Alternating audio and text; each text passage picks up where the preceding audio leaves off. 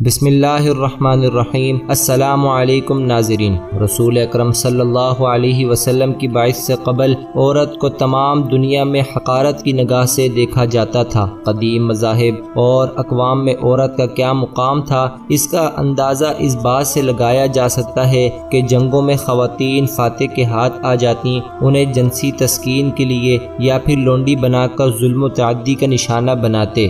یونانی تہذیب میں عورت کو کوئی خاص مقام حاصل نہیں تھا، انہیں وراثت میں نہ تو کوئی حصہ ملتا، نہ اسے اس قابل سمجھتے کہ ان سے ان کی پسند کے متعلق رائے لیتے۔ یونانی مفکر ارسطو اسپارٹا کے زوال کو عورت کی بیجا آزادی کی وجہ بتا کر کہتا ہے، عورت کے ساتھ نرمی، طلاق اور آزادی کے حقوق نے عورت کو وہ مقام دے دیا جس سے اسپارٹا زوال پذیر ہوا۔ سقراط کہتا ہے، میں عورت کی فطرت کو نہیں سمجھ سکا، میں نہیں جانتا تھا کہ عورت فتنہ انگیزی کی کس قدر بے پناہ طاقت رکھتی ہے۔ اگر دنیا میں عورت کا وجود نہ ہوتا تو دنیا امن و سکون کا گہوارہ ہوتی۔ آہ بد نصیب عورت نے ساری دنیا کے امن کو تباہ کر دیا۔ ہیروڈوٹس کہتا ہے کہ ایرانیوں اور یونانیوں کی جنگ 490 قبل مسیح میں جب داریوش اول ایران کا بادشاہ تھا شروع ہوا۔ اس کی وجہ وہ عورتیں تھیں جو قبرص میں فینیکیوں کے لگائے ہوئے دکانوں سے خریداری کرنے آتیں۔ جب وہ فینیکیوں کے ساتھ فرار ہوئیں تو یونانیوں نے اس کا الزام ایرانیوں پر لگایا، کیونکہ فینیکی مشرق وسطیٰ سمیت مصر و قرطاجنہ تک کے مالک تھے اور ایرانیوں کے اتحادی تھے۔ حمورابی بابل عراق کا ایک عظیم بادشاہ گزرا ہے۔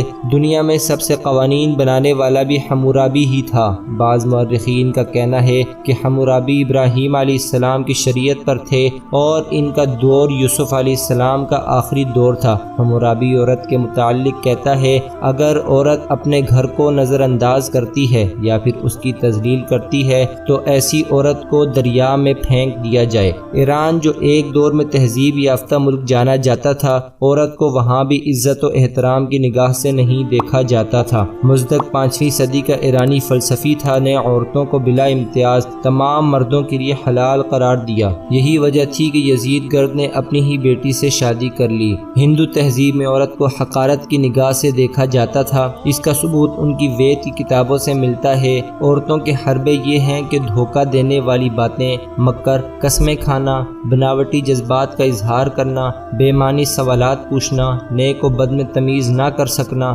ہندو تہذیب میں بھی عورت کو ہوس کی نگاہ سے دیکھا جاتا تھا۔ اس کا ثبوت مندروں اور قدیم دیویوں کے مجسمے ہیں جو آج بھی برہنہ اور ان کے عضو وغیرہ کی پرست کی جاتی تھی، لیکن اسے اتنا ہی ذلیل کیا کرتے تھے۔ اس کے علاوہ ہندوؤں میں ایک رسم یہ بھی تھی کہ اگر عورت کا شوہر مر جاتا تو اسے دوسری شادی کرنے کا حق نہیں تھا، وہ ساری عمر ستی بن کر گزار لیتی تھی۔ اس رسم نے عورت کو اس کے تمام حقوق سے محروم کر دیا تھا، حتیٰ کہ شوہر کے مرنے کے بعد اسے بھی یہ کہہ کر جلا دیا کرتے تھے کہ یہ زندہ رہ کر کیا کرے گی، جس کی داسی تھی اسی کے ساتھ مرے گی۔ اس رسم کو سلاطین دہلی جو ترک تھے انہوں نے ختم کر دیا۔ مغلوں نے اس پر سخت سزائیں دینے کا فیصلہ کیا۔ مغربی مورخین لکھتے ہیں کہ ستی کی اس رسم کو مسلمانوں نے ختم کر دیا۔ جہاں جہاں مسلمان آباد ہوتے وہاں یہ رسم ممکن نہیں تھی، لیکن جہاں مسلمان نہیں تھے وہاں زور و شور سے اس رسم کو ادا کیا جاتا تھا۔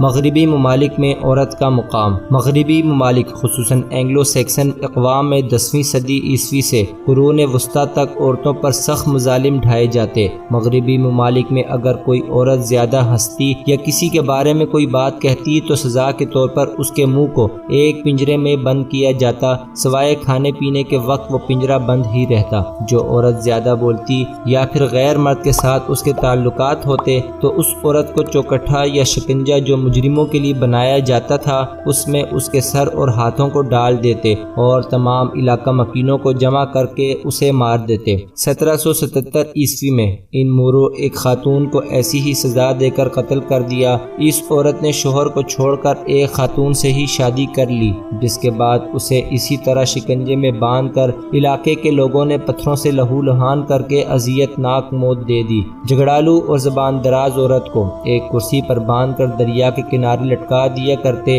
جو خواتین دوسرے مردوں کے ساتھ قابل اعتراض یا پھر الزام کے تحت پکڑی جاتی، ان کے ساتھ یہ برتاؤ کیا جاتا، اسے کرسی کے ساتھ باندھ کر اسے دریا میں ڈبو کر نکالا جاتا اور اسے یہ کہتے کہ تمہاری زبان کو ہم کیسے بند کر سکتے ہیں، یہ تم کبھی نہیں بھولو گی۔ اس میں اکثر خواتین مر جاتی، جو مر جاتی انہیں دریا برد کر دیا جاتا۔ اگر کسی عورت کو بند سنور کر باہر دیکھتے جس سے مرد ان کی طرف متوجہ ہوتے تو اس عورت کی ناک و کان کاٹ دیتے۔ یہی سزا فاحشہ عورتوں کے لیے بھی لاگو تھا۔ مغرب میں سب سے بھیانک اور شرمناک رسم واک شیم کے نام سے مشہور تھا، جس میں ایسی عورتوں کو برہنہ کر کے گلی گلی گھمایا جاتا جو عورتیں مغرور، فسادی اور فحاشی کے کاموں میں مبتلا ہوتی۔ انہیں گلیوں میں برہنہ چکر لگوایا جاتا اور تمام علاقہ مکین ایسی عورت کو فاحشہ کہہ کر پکارتے اور جو ان کے ہاتھ میں جو ہوتا دے مارتے۔ اور ایک رسم جس میں ایسی عورتوں کو جو فحاشی کے اڈے چلاتی